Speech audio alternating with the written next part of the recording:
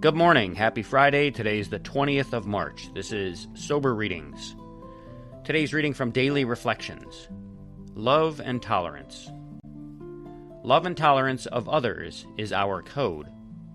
That's a line from the Big Book of Alcoholics Anonymous, page 84. I have found that I have to forgive others in all situations to maintain any real spiritual progress. The vital importance of forgiving may not be obvious to me at first sight, but my studies tell me that every great spiritual teacher has insisted strongly upon it. I must forgive injuries, not just in words or as a matter of form, but in my heart. I do this not for the other person's sake, but for my own sake.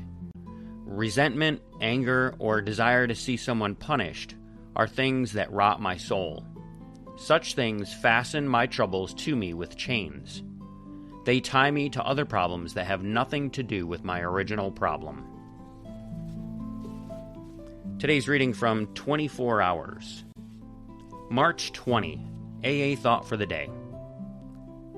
When we were drinking, we used to worry about the future.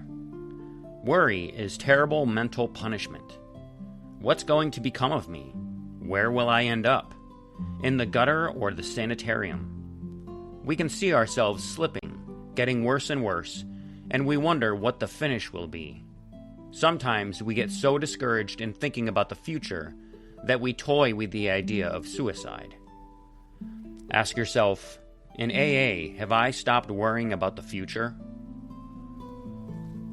The meditation for the day. Functioning on a material plane alone takes me away from God. I must also try to function on a spiritual plane. Functioning on a spiritual plane as well as on a material plane will make life what it should be. All material activities are valueless in themselves alone.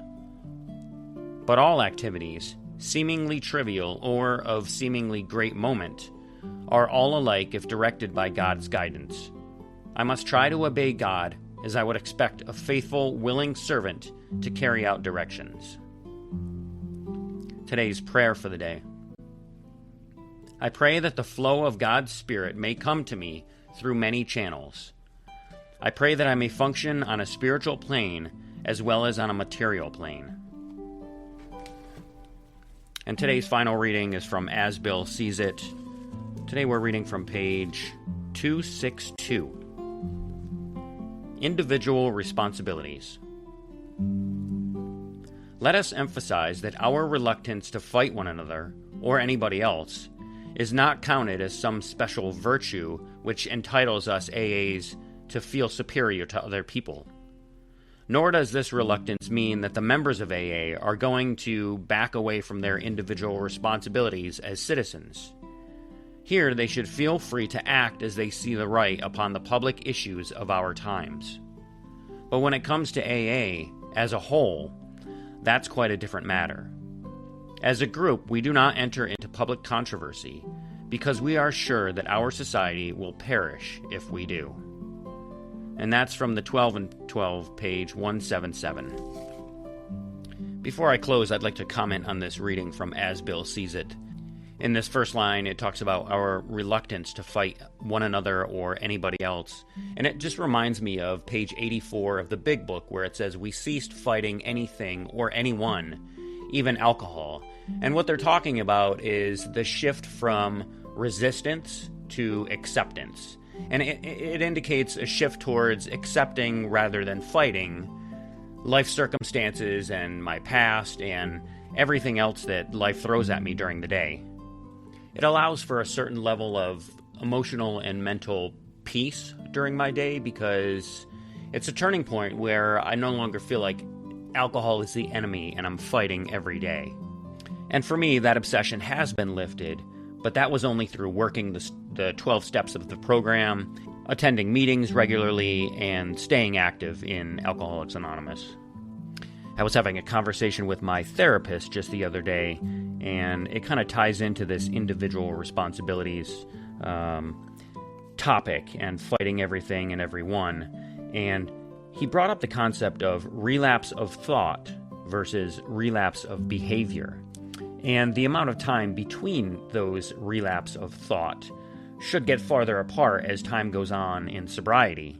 But for me, when I stopped going to meetings and stopped being an active part of the fellowship, there was really nothing between that relapse of thought and the relapse of behavior. You see, when I consistently attend meetings, sobriety is fresh in my head, so that when I do have those thoughts, I know how to deal with them. They're just thoughts, they'll pass, they'll go away. But if I'm not active in the program, then those thoughts tend to hang around and roll around in my head more often. And eventually, those thoughts will turn into behaviors. And one of those behaviors is, like they say in this reading, fighting everyone and everything. And that can lead me right back to a drink. So I'd love to hear your thoughts and your comments on this. Send me an email at soberreadingswithscott@gmail.com, or you can go to my website and fill out the form. That's at soberreadings.com. And if you haven't followed the show, click that scrolling red link that says follow the show. And if you'd like to drop $1 in the donation basket for today's readings, just click the donate button. So again, thanks for listening, everyone. Take care of yourselves and each other. And remember, just for today, don't drink, go to a meeting, and keep coming back. Have a great day. And as my friend Larry says, best day ever.